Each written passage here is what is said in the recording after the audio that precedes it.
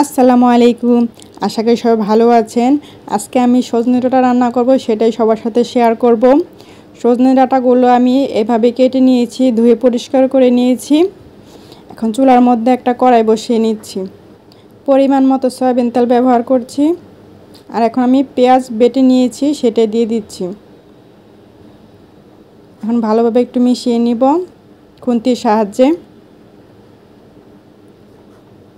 আমার সজনে ডাঁটা খেতে অনেক ভালো লাগে, বিশেষ করে গরমের সিজনে অনেক ভালো লাগে। এখন আমি আদা রসুন বাটা দিয়ে দিলাম, সামান্য পরিমাণে লবণ।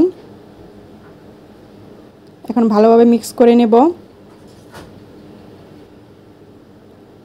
কিছুক্ষণ ভেজে নিয়েছি পেঁয়াজটা। এখন আমি গুঁড়ো মশলাগুলো অ্যাড করে দিচ্ছি। হলুদের গুঁড়ো দিয়েছি, ধনিয়া গুঁড়ো, মরিচের গুঁড়ো। এখন ভালোভাবে একটু কষিয়ে নিব।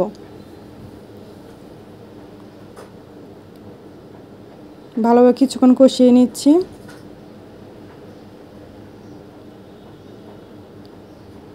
তেলটা আস্তে আস্তে উপরের দিকে উঠে গেছে। এখন আমি এর মধ্যে সজনে ডাঁটাগুলো দিয়ে দিচ্ছি।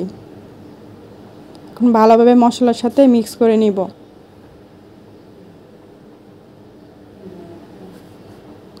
ভালোভাবে আমি মিশিয়ে নিচ্ছি। এখন এর মধ্যে আমি দিয়ে দিব মসুরির ডাল। আমি ধুয়ে পরিষ্কার করে নিয়েছি। এখন ভালোভাবে সজনে ডাঁটার সাথে ডালগুলো ভালোভাবে মিশিয়ে নিব। চাইলে সজনে ডাঁটা ছোটো মাছ দিয়েও খেতে ভালো লাগে, কিন্তু আমার ডাল দিয়েই পছন্দ। এখন ঢাকনা দিয়ে ঢেকে কিছুক্ষণ রান্না করে নেব।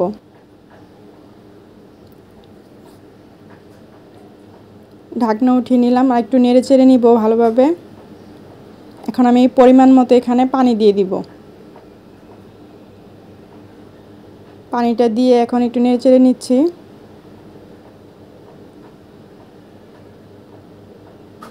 এখন ঢাকনা দিয়ে ঢেকে আরও কিছুক্ষণ রান্না করে নেব।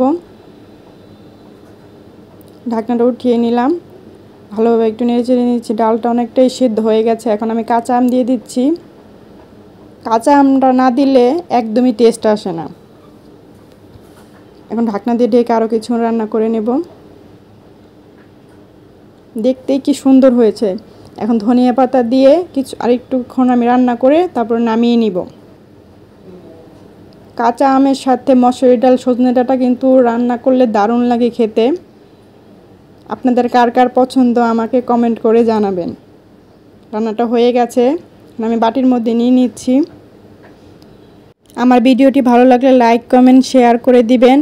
আর আমার চ্যানেলটি সাবস্ক্রাইব করে আমার পাশে থাকার অনুরোধ রইল। ধন্যবাদ সবাইকে।